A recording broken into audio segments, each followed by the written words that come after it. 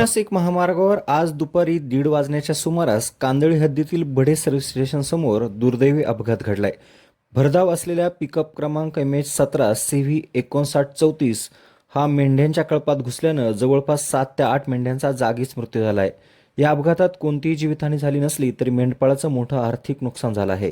अपघातानंतर परिसरात काही काळ गोंधळाचं वातावरण निर्माण झालं होतं. घटनेची माहिती मिळताच स्थानिक नागरिकांनी घटनास्थळी धाव घेतली.